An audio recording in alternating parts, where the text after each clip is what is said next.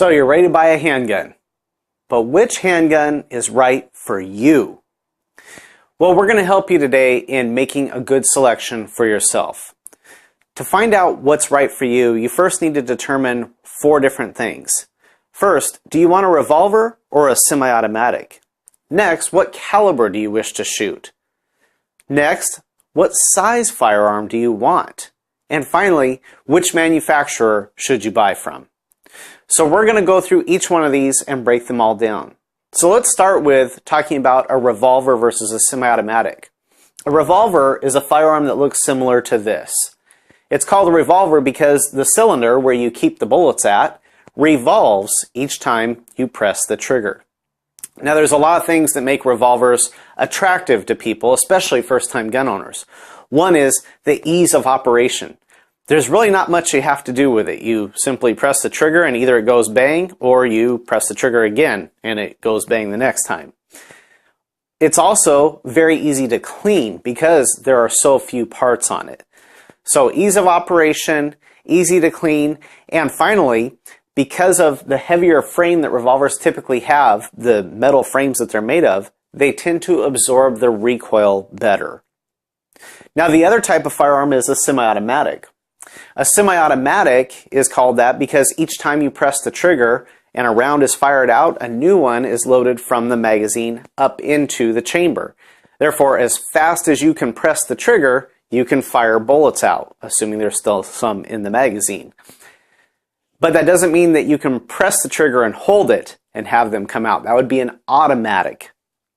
Ours is a semi-automatic that we're talking about, which is as fast as you press the trigger, the bullets come out. Now, what are some of the things that make semi-automatics appealing to people? Well, one thing is that they're good for concealing.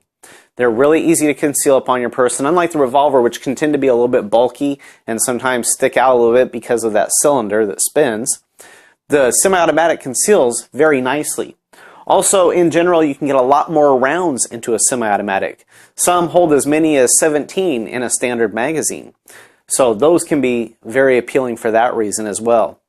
And finally, semi-automatics have a very easy trigger press, unlike revolvers. So for the average semi-automatic, it takes about 2 to 6 pounds of pressure to activate the trigger.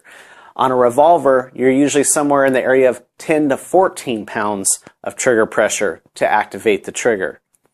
This is why sometimes when women go to buy their first firearm, a lot of people tell them, get a revolver. It's super easy to operate. You'll love it. And we see oftentimes women come to us with their first firearm, a revolver, and after shooting it a few times, they say, I don't like it. And they try some semi-automatics and they go, I love this. It's usually about the trigger press. So consider that the trigger press, while it's a lot easier to operate the revolver, the trigger press can be a lot more difficult than the semi-automatic. Now once you've decided between semi-automatic or revolver, it's time to decide which caliber you want. Let's think about calibers kind of in terms of size. You've got extra small, small, medium, and large. So for the revolvers, the extra small would be a .22 caliber, the small would be a .38, medium .357, and large would be a .44 Magnum. On the semi-automatics, you would have extra small would also be a .22 caliber, small would be a 9mm, medium would be a .40 caliber, and .45 would be the large caliber. Now these are generalities. There are some other types of calibers out there, different sizes, but we're talking in general, these are your extra small, small, medium, and large sizes you're going to find. Now which caliber is right for you? Well, that's kind of a personal choice. But what we want you to understand is, what are you picking the firearm for? If you're picking it for just going to shoot and practice at the range, a .22 can be a really good caliber to get, especially if it's your first time to get a handgun and you want to just get something that you can plink around with and practice. These are good because they offer very low recoil compared to some of the other calibers. However, we strongly discourage getting a .22 caliber for self-defense purposes. Not because it's an extra small caliber. It's not about the size here. It's because of the way it's made. Virtually every other caliber is made in what we call a center fire type makeup. That means that the primer is put in a center cap that the firing pin strikes right down the center, hits the bullet and activates it out. On 22s, they're what we call a rim fire. This means that all the primer is found in the rim of the ammunition. So that means that if it sits too long on a store shelf, sits too long in your closet, sits anywhere for too long, that primer, because of gravity, can tend to shift to one side or the other, which isn't a problem in and of itself, but that means that if your firing mechanism pinches on the side of the rim where there's no primer or not enough primer, you get a malfunction, a click. Nothing happens. This is not an uncommon occurrence with 22s. So very important to remember that if you're thinking about getting one for self-defense, 22 is only a good option if none of the others work in your hands, because it's better to have something than nothing. Now the other thing we want you to be wary of is when you're picking the small, medium, or large calibers, remember the small, medium, and large is talking about the size of the bullet. It does not necessarily equate to the recoil. One of the best examples of this is the .45 caliber. It's a very large round, and if you see it, it's big. And so a lot of times people look at that and they go, whoa, that recoil is going to be huge. But in fact, it's not. In fact, a lot of times people that start to shoot and they try out the different calibers actually end up really liking the .45. They like it over the 9mm. And here's the reason why. Because while the 9mm is a smaller bullet, it's coming at a much faster pace. The average 9mm is moving at about 1,100 feet per second. The average .45 is moving at about 800 to 850 feet per second. So even though you get a larger bullet coming out, it's coming out a little more smooth. We like to call the .45 the Cadillac of recoil. It's a big recoil, but it's smooth. Boom. That 9mm, it's a little more like the little rugged Jeep. It's got a recoil, it can get out there and go, but when it goes, it's rugged and rough and boom, it's snapping in your hand. So try out the different calibers, see what you're liking, see what works for you with your specific needs in mind. Next, we're going to talk about the size of the firearm. You can think about the firearms in different types of categories, just like we did with the ammunition, such as small, medium, and large. You can see in this image here, we've got semi-automatics. They're small, medium, and large. They're all the same manufacturer. They all shoot the same caliber. In this particular image, these are all the same gun, just different sizes. So, what are the different sizes for? Well, in general, the large is going to be a really good firearm for using for accuracy, longer range accuracy than you would have with a shorter firearm, the smaller one. But that smaller firearm is going to be fantastic for concealing and carrying around when you go out and about if you're thinking about one for self-defense.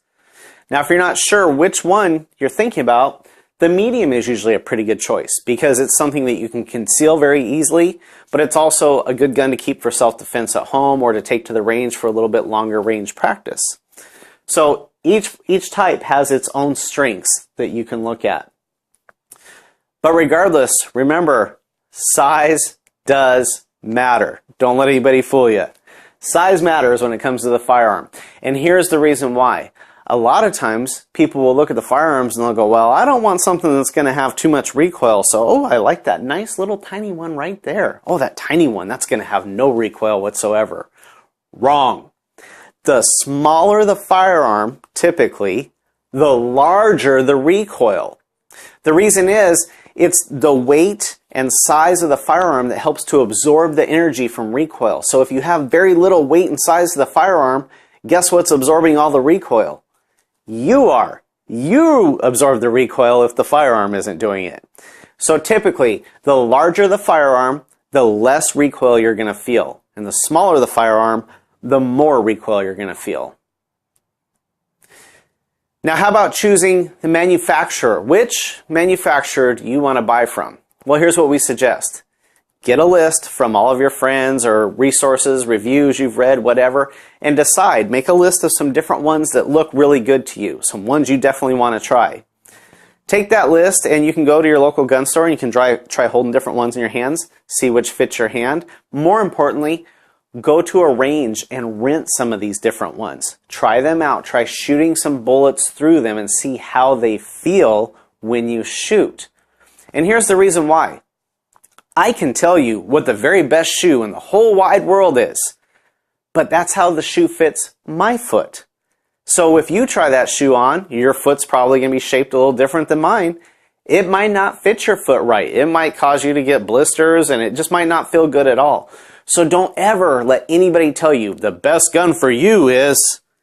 Try them out and see what the best gun is in your hands. Hopefully these tips helped you to make a good selection as to what is the best firearm for you. Remember, it's a very personal choice. It's all about your needs, what you're going to do with the firearm, and how it feels in your hands. So please take your time when selecting a firearm. Don't rush into getting something that somebody else tells you about.